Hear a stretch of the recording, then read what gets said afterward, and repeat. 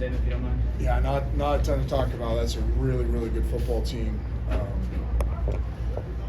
Very talented, very, very well coached. I think that's the thing that stands out is the quality of their systems, their schemes, how disciplined their players are.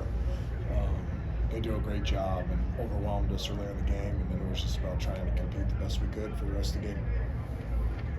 Early on, in what ways were they overwhelming you? I mean, Just destroying us at the line of scrimmage. Just the ability to create a wall, the line. We want to run the football. We want to be creative in the run game. They just blew up our run game where we get enough pressure on the passer, especially in long yard situations. And then offensively, their combination of physicality and the tempo at which they play at, your cleats aren't in the ground. So it's one thing to play against a really good athlete and a really good scheme. It's another thing when your cleats aren't in the ground, you're just trying to turn around and line up. And we did everything we possibly could, every tool we know in practice to prepare for it. But until you play against it, you really, it's very hard to simulate the tempo. And then they had a really cool wrinkle where they put the receivers into the boundary called fib formation in the boundary. So it limits the play caller's calls because that's not something that the team does all the time. And they led with it, and it really created some problems for us. Offensively, you did a lot of different things in the way you lined up, and just some different wrinkles. Was that something that did you feel like it's something you needed to do against this team? We felt like we needed every tool in the toolbox. Never once did I think we could line up and just play our normal offense against them. We felt like we needed to score 35 points or more. And now if this was a game that was going to be in the teens or low 20s, maybe you don't use those tools. But we felt like we're going to have to score a lot of points. So we wanted to use all the tools necessary. And those are things that we practiced. We had a thing called Funky Fridays all spring and summer. And Funky Fridays are just our way of kind of introducing new tools to the tool belt of offense, and they were pretty successful today. I believe Corey didn't make the trip. Do you have an update on him, and how do you feel like the guys behind him stepped up? Just didn't feel like this was a game that he would help us win.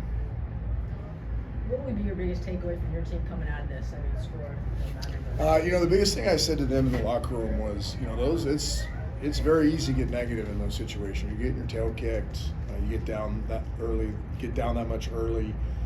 It's a real opening for negativity, complaining, blaming, all the things that hurt teams. And I didn't hear any of it. I felt like they weren't wide-eyed. It wasn't like, oh my gosh, when hiding the hole. They're like, okay, we're not playing our best. Let's go back, one play at a time. Keep fighting, keep competing. So the audio of the team I thought was the best it's been. That's not a moral victory, but it's something you're looking for. I think you can build off that. I think offensively, we know we can throw the football. We don't want to throw it that much, but we know we can to be able to throw it for whatever, 300-something yards against that defense. Only turnover one time. The quarterback only turned over one time, and I would argue it's not even his fault. Says a lot about our ability if we need to lead with the pass. Did you feel like you guys, in the first half, especially when it started kind of rolling, when it started going bad, I think second half it showed you competed, but in the first half, do you feel like you guys competed well in that first half and started going bad? I felt like there wasn't a give up, there wasn't a quit, there wasn't a feeling sorry for ourselves. We did not play very well. Obviously, we're not down that much, but it wasn't a woe is me attitude. There was a more resolve to come back and play better. Now again, please don't take this as like I'm saying, hey, it's all good. But you're asking me what positives came out of it. I did see that it wasn't it was very opposite of Tulane last year. I'll say that it was a very different feeling than the Tulane game last year. With Corey out, and what did you think about the guys, the way the other receivers? You had a lot of guys catch the ball tonight, and having a lot of guys catch the ball, was that intentional? I mean, did you know you're going to have to really spread it around? Yeah, you have to spread around against teams that are have a physical advantage over you, because you can't just create one-on-one matchups and say, hey, we're going to go win those. You have to work through progressions. You got to use motions and shifts to create leverage for your players, and then they have to make plays in tight coverage. I thought we did that. There's a couple we probably could have had that we didn't make, but for the most part, I thought the receiver play was pretty darn good. At the first game, there's a lot of social media attention. In the first game, you're kind of caught on the sideline, or you had your phone out on the sideline before the game. People were wondering what was going on there, and there's just like I said, it's a lot of you have it. Yeah, my phone's on the sideline every game. I have a daughter's getting ready to give birth, and I wanted to show her the environment, and I always FaceTime or send a video to my grandson. So.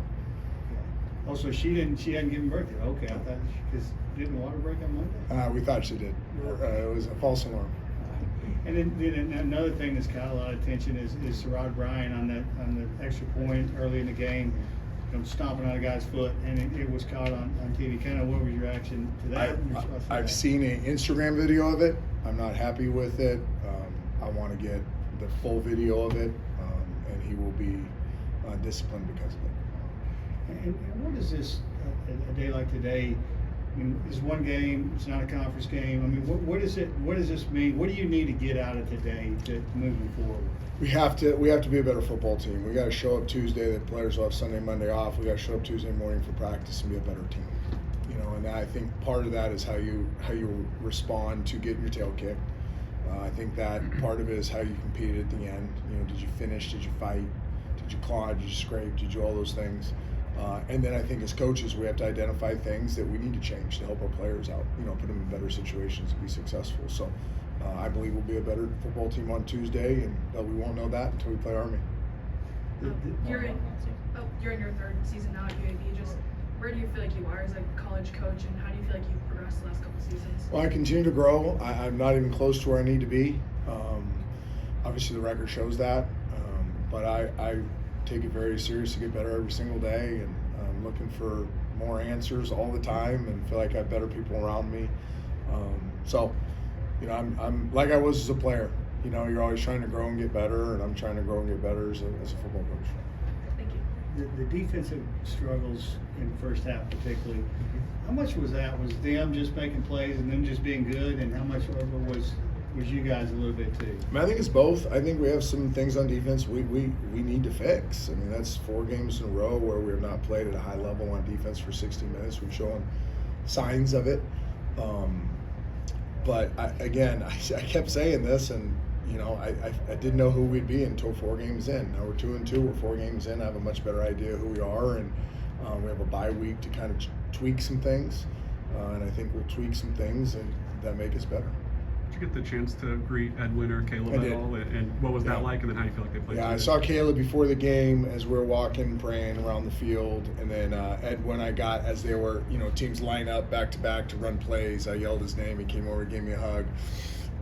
And then at the end, we got a Lipscomb picture. Jordan Jackson, who played for me at Lipscomb, is a coach here now too. So, and then Joshua Rubin on our team. So we got a big picture. Those kids are great kids. They're everything college football is all about. They're awesome off the field. They're awesome on the field. I think both. When they were 8th graders, I said, I can't believe I'm saying this, but this is what NFL players look like as 8th graders. So I think they'll both play in the league.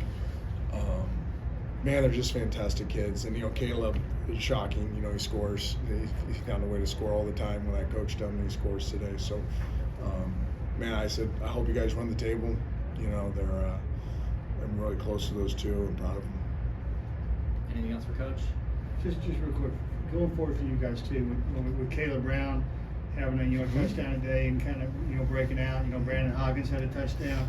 I mean, how much do the little things like that? Just things that happen sort of help them too, even though the scoreboard is not what you want. Yeah, I think we really came with the mindset, Steve, of try to play every snap as if it's in a silo. That's the only thing that matters is that play. And that's hard for receivers to do, just in general. It's hard for emotional players to do. I thought our receiving crew did a great job of that. They didn't let the 3, and we don't go 3 and out very often. This is not an offense that goes 3 and out very often. And usually when we do, it's a temper tantrum on the sideline. And there weren't temper tantrums. They were like, okay, what do we got to do to get better? Let's look at the pictures. Hey, what's coming next? Hey, I think I can win on that. Hey, this is what they're doing. There was a conversation of moving forward to the next play instead of bitching about what had happened in the past. So I'm really proud of them for that. And they competed hard. They embraced the week of work. Our receivers worked really hard this week. They knew there was a big challenge. That's a talented secondary. It's a really good scheme. know, it's one thing to have talented players. I talked to Coach Martinez after the game. I said, I don't know what I'm more impressed with, how talented your players are, how good your scheme is. You know, it's just they don't take the bait. You know, it's very hard for defenses not to take the bait. They don't take the bait. They just sit back, trust their scheme, trust their players, trust in their assignments, and they make it incredibly hard to get explosive plays against them. Okay, Coach, thank you. Thanks, guys.